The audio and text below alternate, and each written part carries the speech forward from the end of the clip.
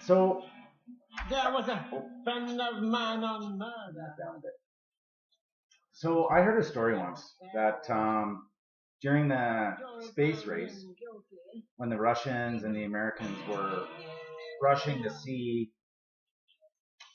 who could, you know, get out into space faster, who was the first one in orbit, who was the first one longest in orbit, the space race.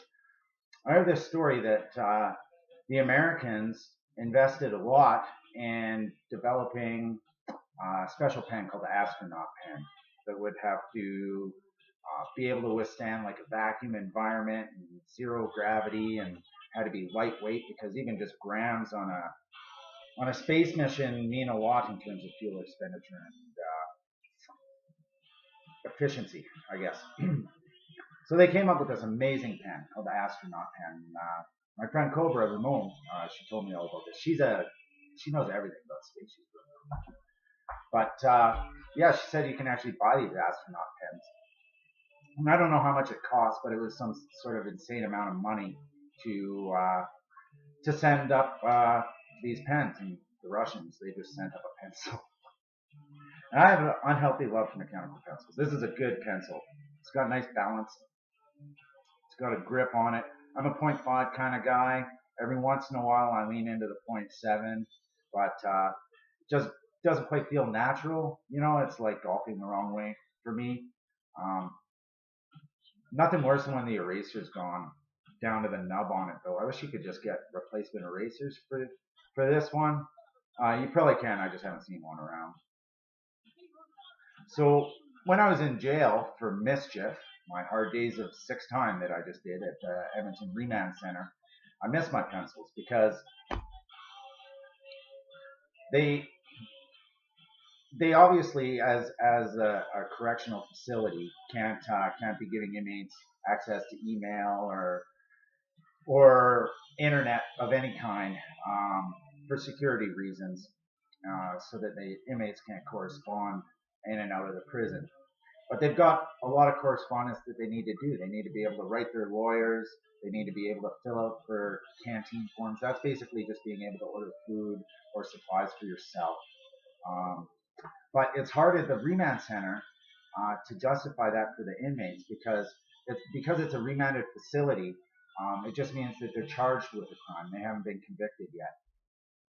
So they don't know whether they're going to be shuffled from unit to unit, prison to prison, whether they're getting sentenced in video court or whatever. Sometimes their entire sentence until, well, not their sentence, but their time remanded in custody, they really have no idea of what's going to happen the next day.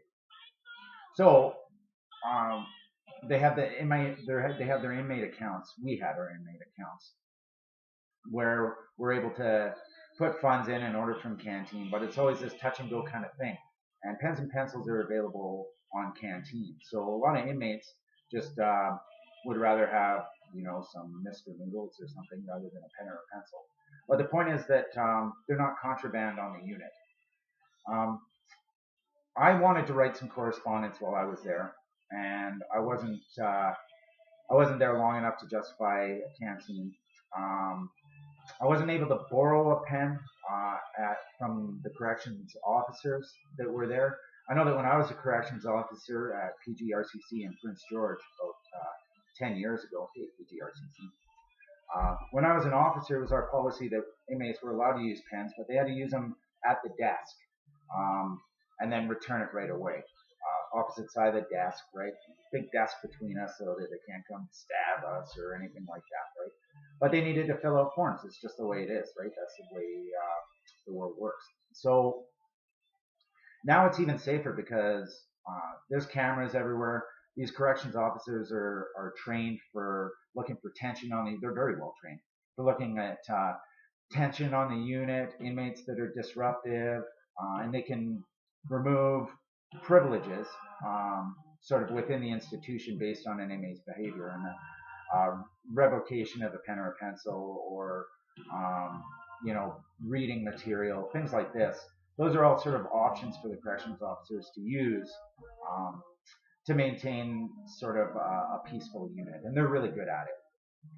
But at the Edmonton Remand Center, that's not their policy. So I got to thinking, like, while I was there, I mean, obviously have a lot of downtime in the cell, and because they lock you up for their coffee breaks and for counts and things like this. So I had a lot of downtime in the cell and pretty scant reading material, and I wanted to do things like write my statement and you know, write to mom and dad and send out letters and stuff. But of course, I don't even know anybody's address because it's all on my phone, which I don't have.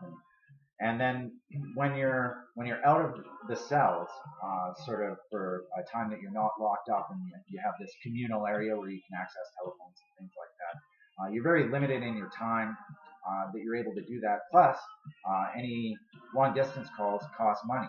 Another thing is that the person on the other end of the line needs to accept the call. So if I want to call a work or my employer or an appointment, they have to accept the fact that it's coming from a correctional institution, which a lot of administrative staff in a lot of places aren't necessarily comfortable doing, which I can understand.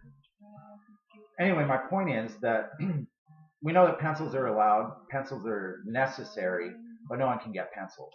So I went out and I got a bunch of pencils. I'm going to donate them to the Edmonton Remand Center. They're all sealed up in their containers. They'll obviously have to go through the X-ray screening process, just like getting on an airplane. They've got dogs that can sniff for drugs and everything like that, just to make sure, because it's not sort of an approved thing on their canteen. I don't know what the bureaucracy is to be able to get these pencils right onto the units, so that the inmates can get creative and come up with ideas. They've got lots of time, trust me, to sit and think and come up with creative ideas for our association. They can write me personally. This is my address, 13107 123rd Street, Edmonton, Alberta, T5LOJ8. And any ideas or words of encouragement or suggestions for things that we can do, because they don't have access to this Facebook interaction that we have, they'll have to do it by writing. That's just kind of the way it is. In the meantime, those of us who aren't in prison right now, yeah, we can communicate on Facebook. We kind of take that for granted a little bit. So the other problem is actually getting the pencils up there for me. You saw my address. I live on 130, just off 132nd Street.